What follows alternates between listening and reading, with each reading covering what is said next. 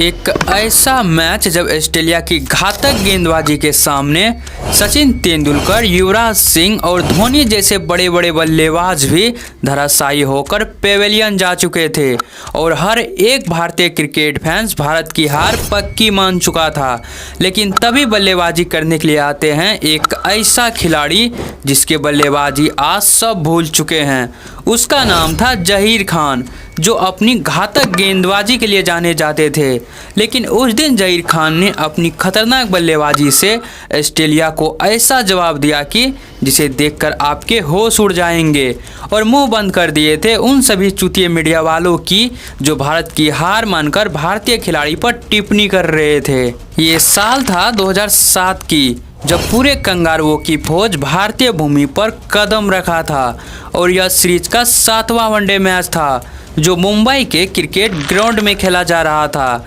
करोड़ों दर्शकों के बीच में टॉस हुआ और सिक्का कंगारुओं के पक्ष में जा गिरा, और उन दिनों में कंगारुओं के मकसद साफ रहता था, टॉस जीतो और पहले बल्लेबाजी करो और इतना बड़ा टारगेट खड़ा कर दो कि सामने वाली टीम देखकर ही हार मान ले। लेकिन उस दिन की कहानी कुछ अलग होने वाले थे, क्योंकि मुंबई के क्रिकेट ग्राउंड बल्लेबाजों के लिए काल बनने जा रहे थे। जहां एक तरफ से ऑस्ट्रेलिया की बैक टू बैक विकेट गिरते जा रहे थे, तो वहीं दूसरे साइड से रिकी पोंटिंग को उससे कोई फर्क नहीं पड़ रहा था। रिकी पोंटिंग ने आक्रामक बल्लेबाजी से पहले तो ऑस्ट्रेलिया के स्कोर बोर्ड को 100 रन के पार पहुंचाया, फिर अपना अर्धशतक पूरा किया। लेकिन यहां पर आए आरपी सिंह, जिन्होंने रिकी पोंटिंग को पेवेलियन के रास्ता दिखा दिया। अब यहां से ऑस्ट्रेलिया के कोई भी बल्लेबाज भारतीय गेंदबाजों के आगे ज़्यादा देर टिक नहीं पा रहे थे, और नतीजा यह निकला कि 42 ओवर तक में कंगारुओं के सभी बल्लेबाजों को पेवेलियन के रास्ता दिखा देते हैं भारतीय गेंदबाज। अब इस मैच में भारत को जीत के लिए चाहिए थे पूरे 50 ओवर में सिर्फ 193 रन। यह स्कोर जितना छोटा दिख रहे हैं, कुछ ही मिनटों में यही स्कोर भारत के लिए सबसे बड़ा पहाड़ बनने वाले हैं। तो वीडियो में बने रहिएगा लास्ट तक, क्योंकि इस मैच की असली कहानी तो अब यहाँ से शुरू होने वाले हैं। उन दिनों में कंगारुओं की बल्लेबाजी जितना खतरनाक होते थे, उससे ज़्यादा खतरनाक तो उनके गेंदबाज हुआ करते थे।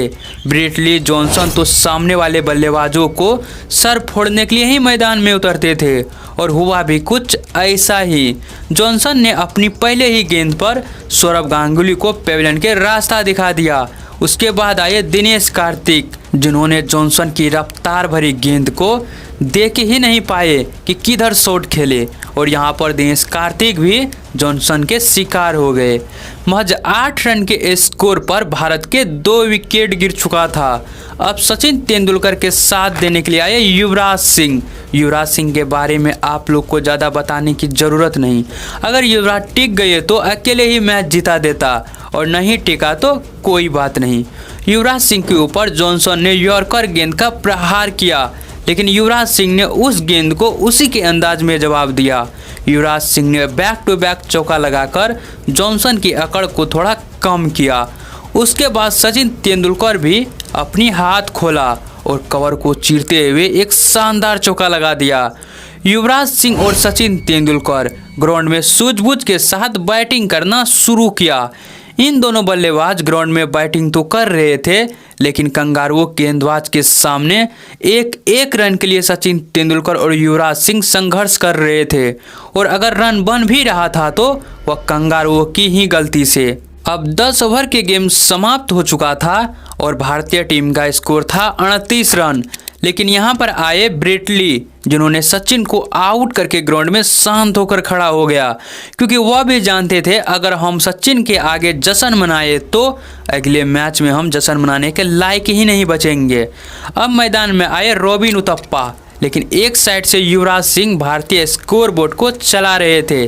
भारतीय स्कोर बोर्ड बड़ी मुश्किल से 50 रन के करीब पहुंचा, लेकिन यहाँ पर आए नाथन ब्रेकन, जिन्होंने युवराज सिंह को अपनी जाल में फंसा लिया। इस प्रकार से भारत का चौथा विकेट गिरा सिर्फ 49 रन के स्कोर पर, वो भी युवराज सिंह के रूप में। अब रॉबिन उथप्पा के साथ देने के लिए आए मैदान में भारतीय कप्तान महेंद्र सिंह धोनी। धोनी आते ही एक शानदार चौका लगाकर भारतीय स्कोर बोर्ड को 50 रन के पार पहुंचाया। लेकिन एक बार फिर आए नाथन ब्रेकन, जिन्होंने महेंद्र सिंह धोनी को महज 5 रन पर आउट करके पेविलियन के रास्ता दिखा दिया। अब 18 ओवर तक में भारत के 5 विकेट गिर चुका था, वह भी सिर्फ 63 रन के स्कोर पर। उसके बाद आए इरफान पठान, जिन्होंने इस मैच में अपना खाता भी नहीं खोल पाए। यह आसान सा रन चेज अब भारतीय कोच के लिए पहाड़ जैसा लगने लगा और हर तरफ भारतीय खेमे में सन्नाटा छाया हुआ था। भारत की हार सब मान चुके थे और कुछ मीडिया वाले तो भारतीय खिलाड़ी को ट्रोल भी करने लगे। ये छोटा सा रन चेज भी ये सबसे रन चेज नहीं होता है। अब यहाँ से मैच जितना ना के बराबर दिख रहा था और दुनिया भी उम्मीद छोड़ चुका था कि शेर के मुंह से कौन निवाला छिनेगा, क्योंकि कंगारुओं कोई शेर से कम नहीं था मैदान में अब। क्योंकि अब भारत के आने वाले बल्लेबाज कोई बल्लेबाज नहीं थे बल्कि गेंदबाज थे। लेकिन रॉबिन उथप्पा ने ग्राउंड में अपनी आक्रामक बल्लेबाजी जारी रखा। रॉबिन उथप्पा के कंधे से कंधे मिलाकर साथ दे रहे थे हरभजन सिंह। हरभजन सिंह और रॉबिन उथप्पा ने ग्राउंड में बैक टू बैक प्रहार करके भारतीय स्कोर बोर्ड को 100 रन के पार पहुंचा दिया। लेकिन अभी भी भारत जीत से काफ़ी दूर खड़ा था। लेकिन रॉबिन उथप्पा की आक्रामक बल्लेबाजी को देखकर दुनिया को विश्वास हो गया, जब तक यह रहेगा भारत जीत तो सकता है। लेकिन उतना उम्मीद भी नहीं लगाए थे कि भारत जीत ही जाएगा। लेकिन यहाँ पर आए माइकल क्लार्क, जिन्होंने रॉबिन उथप्पा को आउट करके भारतीय दर्शकों के यह छोटी सी उम्मीद को भी चकनाचूर कर दिया। अब इस मैच में जहीर खान मैदान में तो आए, लेकिन भारत के 7 विकेट गिर चुके थे और अभी भी भारत को जीत के लिए चाहिए थे 62 रन। जहीर खान आते ही कवर की दिशा में गेंद को भेज दिया और इसी 1 रन के साथ अपनी पारी को शुरुआत किया। और उसके अगले ही ओवर में जहीर खान ने एक शानदार चौका लगा दिया और भारतीय स्कोर बोर्ड को 34 ओवर तक में 140 रन तक पहुंचा दिया। और उसके अगले ही ओवर में एक बार फिर आए जॉनसन, जिन्होंने हरभजन सिंह को आउट करके भारत को हार की दहलीज पर खड़ा कर दिया। अब भारत के 8 विकेट गिर चुका था और कंगारुओं को जीत के लिए सिर्फ 1 और विकेट की ज़रूरत था। उसके बाद आए मुरली कार्तिक, जिन्होंने इसी 2 रन से अपनी पारी को शुरुआत किया।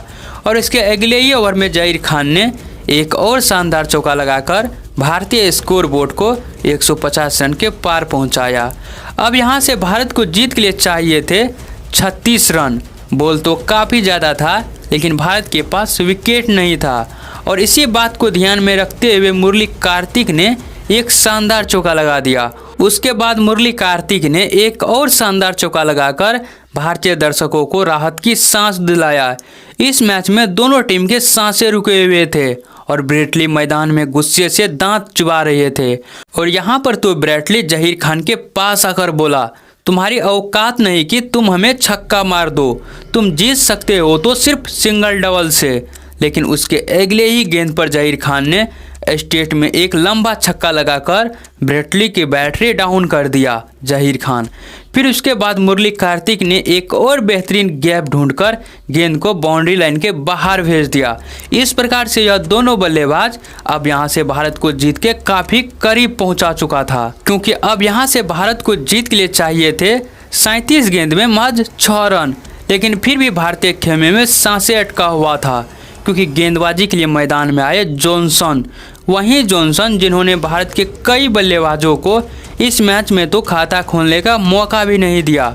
नॉन स्ट्राइक पर जहीर खान था, जो 31 रन बनाकर ग्राउंड में खड़ा था। तो वहीं पर स्ट्राइक पर था मुरली कार्तिक। मुरली कार्तिक ने यहां पर 2 रन निकालकर एक बार फिर स्ट्राइक अपने पास रखा। यहाँ पर जॉनसन की यॉर्कर गेंद को मुरली कार्तिक ने दिशा दिखाया और इसे 4 रन के साथ इस मैच में भारत को जीत दिला दिया। तो मुरली कार्तिक और जहीर खान के नाम इस वीडियो पर एक लाइक और एक कमेंट तो जरूर कर दीजिएगा और कमेंट में हिंदुस्तान जिंदाबाद जरूर लिख दीजिएगा। तब तक आप लोग यह वीडियो जरूर देख लीजिएगा।